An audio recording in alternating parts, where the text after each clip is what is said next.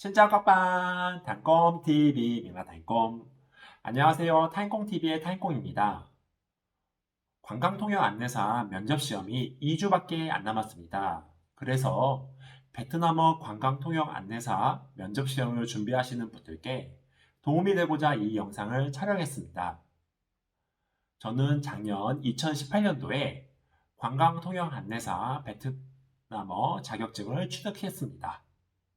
사실 제 직업은 성형외과 의사입니다.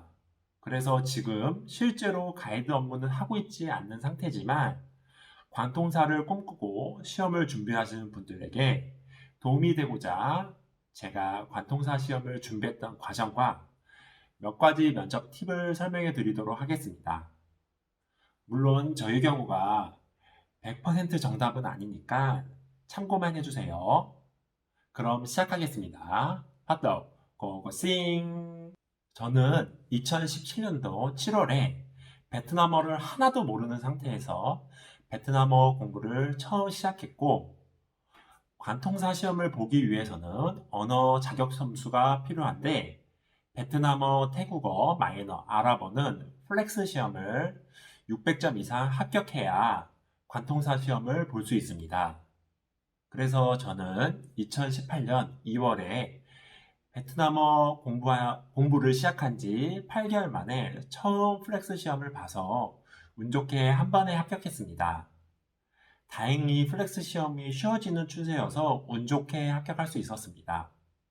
다음으로 9월에 있는 1차 필기 시험은 관광국사, 관광자원 해설, 관광법규, 관광학 개론을 인터넷 강의를 듣고 혼자 독학해서 합격했습니다.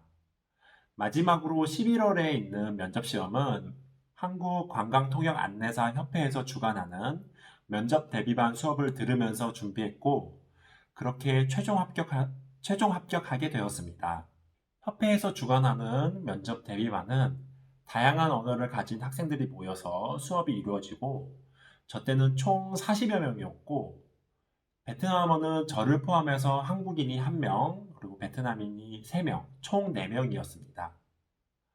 박동재 교수님께서 관광에 관련된 지식, 그리고 면접 요령, 실전 연습 등 꼼꼼하게 가르쳐 주시고 각각의 언어별로 스터디를 이루어서 해당 언어로 공부하는 식으로 수업이 이루어졌습니다. 이렇게 저는 베트남어를 하나도 모르는 상태에서 배운 지 1년 4개월 만에 합격했습니다. 저는 어학연수 경험도 없고 베트남에서 거주했던 경험도 없고 베트남어 관련 학과를 나온 것도 아니지만 운 좋게 배운 지 1년 4개월 만에 합격할 수 있었습니다. 그럼 제가 본 면접에 대해서 설명을 드리면 세 분의 면접관이 있으시고 각각의 면접관으로부터 한 문제씩 총 3문제를 들었습니다. 제가 인터넷에서 찾은 정보로는 보통 한 명의 해당 언어 네이티브 면접관, 그리고 2명의 한국인 면접관으로 구성되고, 베트남어로 한 문제, 한국어로 2문제를 듣고, 베트남어로 한 문제 대답하고, 한국어로 2문제 대답한다고 얘기를 들었는데, 저의 경우는 베트남인 1명과 한국인 2명이지만, 세 분 다 베트남어를 하시는 분이었고, 세 문제 다 베트남어로 대답을 요구하셨습니다. 첫 번째 문제는 베트남인 면접관께서 베트남어로 한국의 면세 제도에 대해서 설명하라고 하셨습니다. 진짜 이 문제가 베트남어로 나올 거라고는 진짜 예상하지 못했는데요.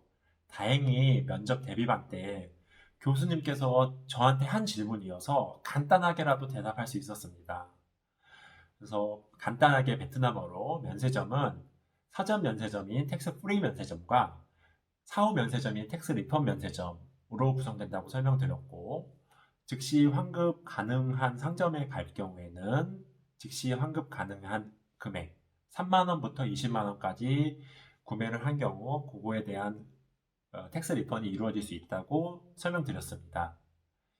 여기서 제가 그 3만 원부터 20만 원까지, 그래서 그 3만 원, 낸 20만 원 이렇게 말하니까 베트남 면접관 분께서 베트남어로 얘기하라고 하시더라고요. 그래서 조금 당황했지만 그 마모의 원, 된 하이짬인 원 이렇게 대답을 했습니다.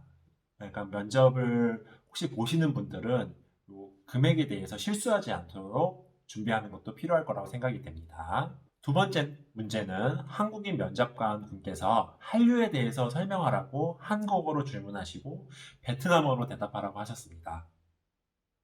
그리고 세 번째 문제는 한국인 면접관 분께서 베트남 음식 중에 좋아하는 음식을 설명하고 한국 음식 중에서 그와 비슷한 음식을 설명하고 그리고 양국의 음식의 공통점과 차이점을 베트남어로 설명하라고 하셨습니다. 그래서 제가 제일 좋아하는 음식인 분짜에 대해서 간략하게 설명하고 그것과 비슷한 냉면에 대해서도 간단하게 설명하고 그 다음에 한국 음식과 베트남 음식은 둘 다 맛있다는 이런 공통점에 대해 설명하고 차이점으로는 한국 음식이 베트남 음식보다 조금 더 맵다. 그렇게 설명해서 마무리하였습니다.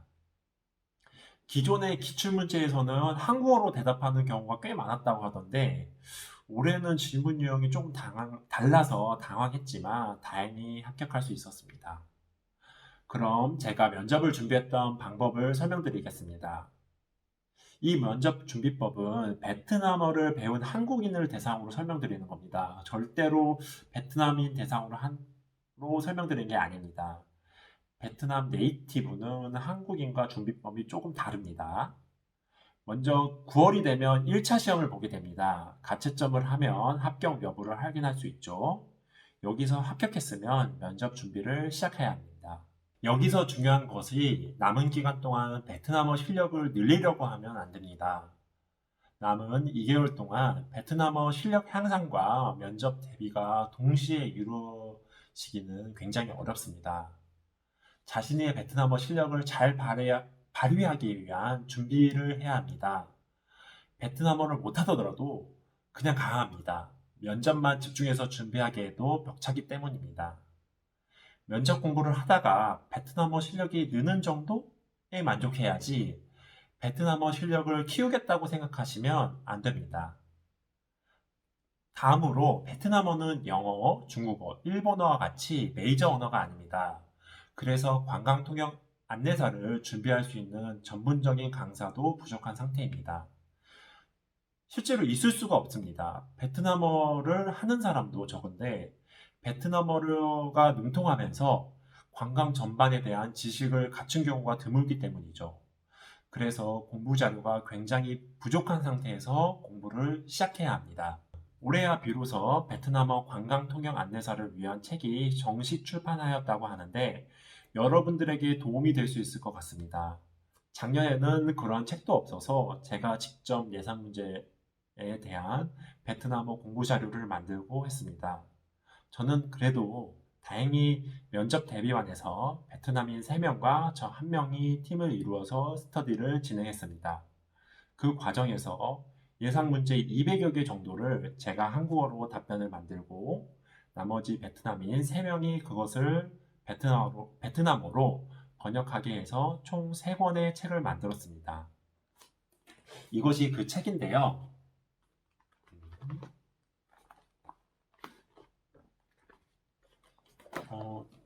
될 수 있으면 가능한 베트남인과 교류를 하면서 서로 상호 보완하는 시스템이 만들어져야 합니다. 혼자서 공부 자료를 처음부터 만들고 그 공부 자료를 외우기에는 너무 비효율적입니다. 관광 통역 안내사 베트남어를 준비하는 베트남 사람과 면접 대비를 하는 것이 가장 효과적입니다. 그렇지 못한 경우에는 적어도 베트남어 관광 통역 안내사를 준비하는 한국 사람과 같이 서로 도와가면서 공부를 해야 합니다. 절대로 혼자 공부하시게 되면 안 됩니다. 그 다음으로 가장 중요한 포인트는 질문에 해당하는 패턴을 만들고 준비하는 것입니다. 원어민처럼 능숙하게 베트남어를 하면 좋겠지만 불가능합니다. 어떻게든 질문에 1분 정도 대답을 해야 하는데 패턴을 준비해서 대답하면 익숙하게 말을 할 수 있습니다. 예를 들어 음식에 대한 질문인 경우 어떤 한 음식을 A라고 했을 때 먼저 A는 한국의 대표적인 음식 중 하나입니다. 그리고 A는 한국인과 외국인 모두 좋아하는 음식입니다. 그리고 A에 대해서 기본적인 설명을 한 후에 마무리는 저는 한국인의 A 문화를 관광객들에게 안내하겠습니다. 그리고 저는 한국 음식의 세계화를 위해 노력하겠습니다. 이렇게 만들어 놓으면 A의 불고기, 김치, 비빔밥 등 다양한 음식을 놓아도 설명할 수 있습니다. 그래서 아까 제가 질문을 들었던 세 번째 문제였던 베트남, 좋아하는 베트남 음식에 대해 설명하고 그와 비슷한 한국 음식에 대해 설명하고 공통점과 차이점에 대해서 설명을 하고 하셨습니다. 그래서 저는 분짜를 설명하였고, 분짜를 설명할 때도 분짜는 베트남의 대표적인 전통 음식 중 하나입니다. 분짜는 한국인과 외국인이 모두 좋아하는 음식입니다. 그리고 분짜에 대해서 간단히 설명하고, 그 다음에 비슷한 음식으로는 냉면이 있습니다. 그리고 냉면 또한 한국인의 대표적인 전통 음식 중 하나입니다. 냉면은 한국인과 외국인이 모두 좋아하는 음식입니다. 이렇게 또 설명을 한 다음에 그리고 분짜와 냉면에 대한 설명이 끝나고 한국 음식과 베트남 음식의 공통점, 차이점에 대해 설명을 한 후에 저는 한국의 이런 냉면 문화를 관광객들에게 안내하겠고 저는 한국 음식의 세계화를 위해 노력하겠습니다. 이렇게 마무리하였습니다. 제가 알고 있는 이런 패턴만 얘기를 하더라도 한 20초, 30초 정도는 그 질문에 대답을 할 수 있고 더 중요한 것은 이런 패턴을 익숙해질 때까지 연습을 해서 대답을 한 후에는 패턴을 얘기할 때 내가 무엇을 얘기할지 준비할 수 있는 시간을 벌 수 있습니다. 네, 돌발 상황에 대해서도 대답을 할 수 있습니다. 저에게는 A를 예방하는 것이 중요합니다. 여기서 A는 지갑을 잃어버린 경우, 여권을 잃어버린 경우, 관광객이 아픈 경우, 관광객을 잃어버린 경우 등등이 될 수 있습니다. 이러한 상황을 발생하지 않도록 미리 설명하겠습니다.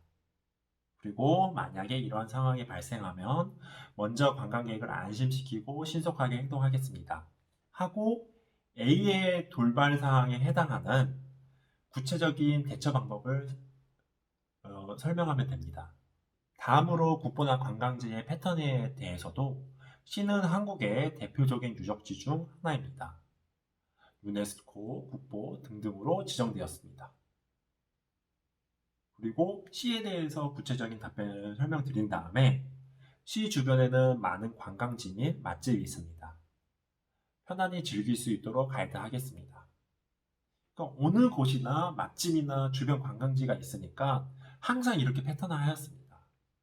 이렇듯 앞뒤를 패턴을 만들고 중간에 알고 있는 내용으로 채우시면 됩니다. 이렇게 패턴으로 대답을 하면 좀 더 체계적으로 보이고 패턴화된 문장을 얘기하면서 내가 뭘 얘기할지 시간을 벌 수 있습니다.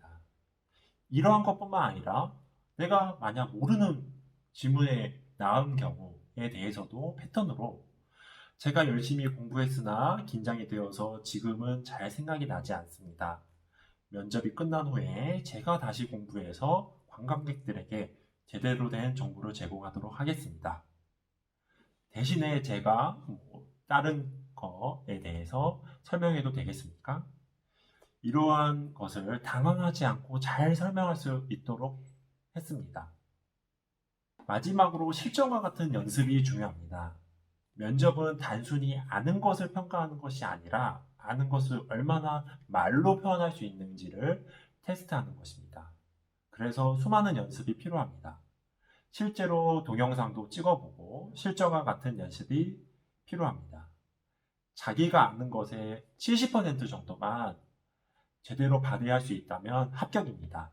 저의 사례를 예로 들면 저는 한류에 대한 질문을 받았을 때 제가 성형외과 의사이기 때문에 한류 미용, 화장품, 성형, 피부관리 등 제가 빠삭하게 알고 베트남어로 잘 설명할 수 있는 것이 많음에도 불구하고 그냥 단순히 BTS랑 한류 음식에 대해서만 설명하고 나왔습니다. 면접이 끝나고 나올 때 내가 그렇게 잘 알고 베트남어로 잘 설명할 수 있는 거를 왜 설명하지 못하고 나왔을까라는 생각이 들더라고요. 그래서 너무나도 아쉬웠습니다. 그만큼 막상 시험장에 들어가면 긴장이 되고 말하기가 쉽지 않습니다.